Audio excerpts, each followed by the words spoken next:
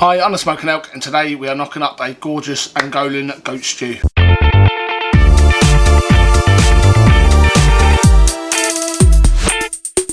So this dish, Angolan goat stew, takes a lot of influences from Portuguese cuisine due to there being a strong Portuguese influence in Angola. I believe up until the 1950s that Angola was actually called the Portuguese West Africa. We're hoping for a dish full of absolutely fantastic flavours that really pack a punch. Last week's video probably dragged on quite a bit, about 20 minutes in total I believe it was. I did have a few drinks the night before. So I was very disorganised. I probably waffled on quite a lot, which I'm probably doing now, but I'm going to try and keep this one short and sweet, around the 10-minute mark. So let's crack on, let's take a look at the ingredients. We're going to be cooking this one today on the Kamado Joe Big Joe, using a Dutch oven on the accessory rack. So let's get cracking. So all we've got is a pile of coal in the middle of our charcoal basket. I want this to come up to temperature fairly quickly, so a couple of firelighters. And we're just going to leave those for about 10-15 minutes. Fire's coming up. Going to put in the divide and conquer cooking system. We're going to get a nice fire on the go. Get some nice heat so we can start browning the goat and the onions. So in goes the Dutch oven. Going to let that fire continue to build. Going to go and get the ingredients ready and show you exactly what's going to be going into this goat stew. So just a quick rundown of the ingredients for today's dish. We've got some chorizo or chorizo or spicy sausage or whatever you want to call it. I believe the Portuguese call it something different, but I'm not sure what. We've got some fresh chopped tomatoes. You can use tin tomatoes. Obviously we've got some goat because it's goat stew. This goat has been marinated in some salt and some peri peri sauce for about 3 hours. And then we've got 1 diced onion. We've got 4 garlic cloves. Crushed, teaspoon or so of paprika. We've got some sliced red peppers, in this case multicoloured peppers because they're from the garden, and they've kind of half red, half green, on their way to ripening fully. Got some diced or sliced potatoes. You don't want to slice these too thin. You want them about a centimetre thickness because you want them to hold up in the stew, and no stew is complete without some potatoes, let's face it. We got some white wine, that quintessential African ingredient. We've got some olive oil, and then we've got some salt, and we've got some pepper. Got a nice fire on the go in there. Dutch oven, nice and hot. It's about 200 degrees centigrade. We've checked it with an infrared thermometer. So a bit of oil in there. And the first thing we're going to do is brown the goat meat.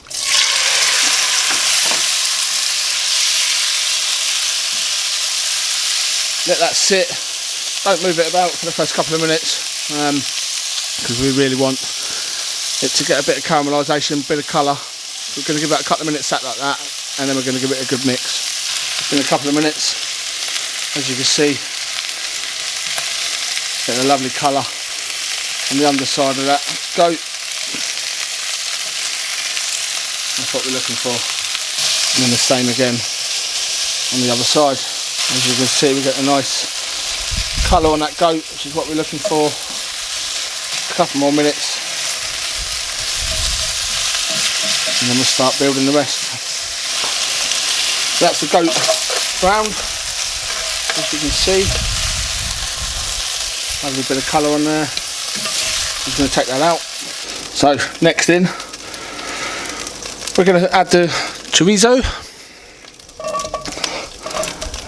I'm just going to let that cook down just for a few minutes, render some of that fat out, give it some nice colour. Be careful with the chorizo, because it can, if you leave it on one side, on the bottom of the pan, it can catch quite easily. So just keep an eye on it. Fat's already starting to render out. So we're just going to start giving these a turn and do the same to the other side. Beautiful colour on there. So we're going to take that out.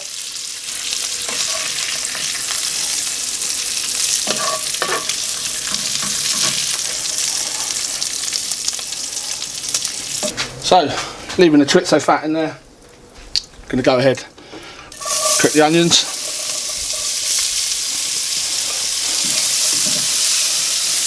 Look at that beautiful colour from that fat from the chorizo. I'm sure I just said chorizo, good old English pronunciation. That beautiful colour from the fat from the chorizo. We're just going to keep cooking these till they're nice and soft. And we're going to add in the garlic, tomatoes, start to build the sauce for the stew. Let's get those peppers in there as well. Onions, got another few minutes. Get the peppers in there. So we've just moved the accessory rack into the high position. We're done with the high heat. So we're going to add in the garlic and just cook that for a minute or so. Beautiful smell whenever garlic goes in.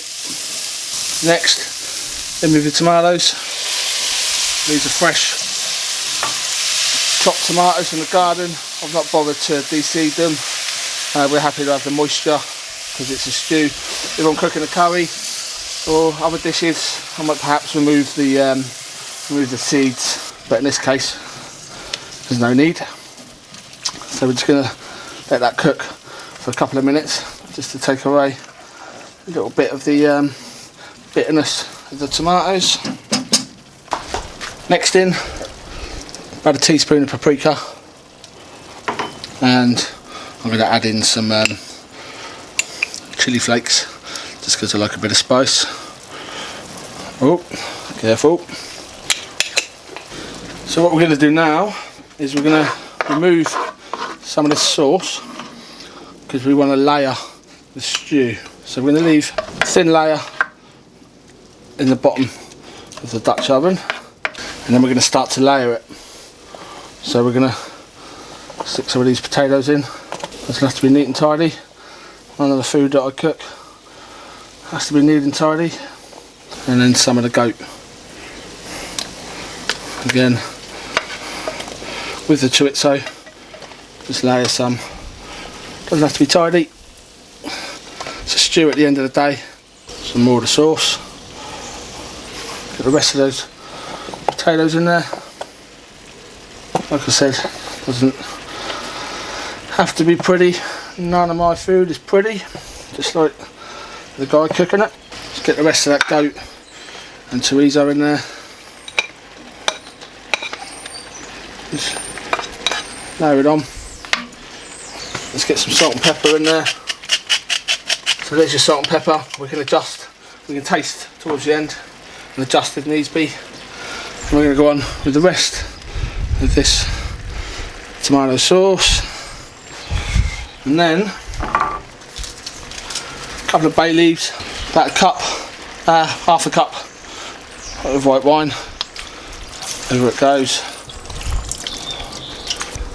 And some water, a couple of cups, about 500ml probably, just enough to bring it over the potatoes. And then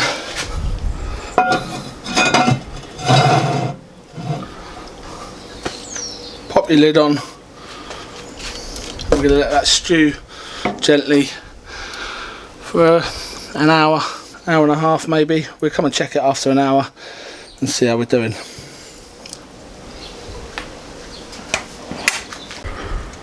We are about an hour in and we're just going to take a little peek, see how things are going.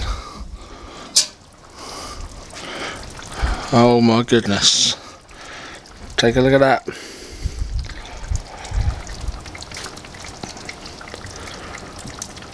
That is smelling unreal. Let's get this lid off and check out the merchandise. Smells incredible. So we're just going to give it a bit of a stir. Food doesn't win any beauty awards, but boy, that is going to win some flavour awards, I'm pretty sure of that. Perfectly cooked, smells amazing. This is going to be some good dinner. Hour and 45 minutes, we now have delicious Angolan goat stew. The smell is absolutely incredible. We're going to take this lid off and grab ourselves a big fork full of everything on it. and we're going to have a good old taste, and I'm going to tell you all about it, because you can't smell it, you can't taste it, you have to believe me. Believe me, the smell alone is incredible. Let's get on and eat some. With the lid. Smell that. Smell it. Oh, honestly. You've got goat, chorizo. Let's get a bit of everything on the fork. There's a bit of goat, a bit of chorizo, a bit of potato.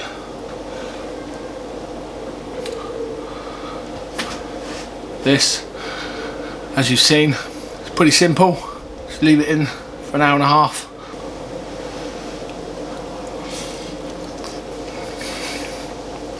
Oh mate, oh mate, that is one hell of a stew. The chorizo goes perfectly with the goat, the tomato based sauce. The potatoes are nice and soft, they just start to break up and thicken up the sauce. That is a bowl of absolute flavour. Lovely bit of spice just starting to kick in now, probably because I tipped in a few too many chilli flakes, but that is exactly how I like it. So this is my first dish for Goatober. For those of you that haven't heard, Goatober is the month of October, celebrating all things goat meat. Kid goat would normally be a waste product of the dairy industry. James from Cabrito is at the forefront of trying to put this goat on the menus of restaurants and houses up and down the country. I can see why. I've only been cooking with it for a couple of weeks, and already I feel like I've missed out on this delicious meat for the last few years. Really is tasty, tender. Forget any common misconceptions you might have of it being chewy, of it being fatty. It is far from that. I mean, I cooked up some chops the other day, and they were some of the best chops I've had. So much flavour. I think I actually prefer goat to lamb. I cannot believe that this isn't available in supermarkets and most butchers, because it's ridiculously tasty. I've cooked this in a stew. It's only taken an hour and a half for the meat to be soft, tender, melt in the mouth. And like I said, the chops, and I've had a rack of goat. I've cooked to medium rare. It just melts in the mouth. So good. So anyway, I said I wouldn't waffle on. This is Angolan goat stew on a smoking elk. You've been fantastic as always. I know I keep saying it, but please subscribe to my channel. I know there's a lot of you voyeurs out there that watch the channel but don't subscribe. It means a lot if you could just hit subscribe, and even go one further, hit the little notifications button so you get notified every time I release a new video, which is likely to be every Thursday. So thanks again for watching. I hope I haven't gone on for too long. Hope you've enjoyed the video, hope it's been informative, hope you've learnt something, hope you'll go away and give this dish a try. Laters.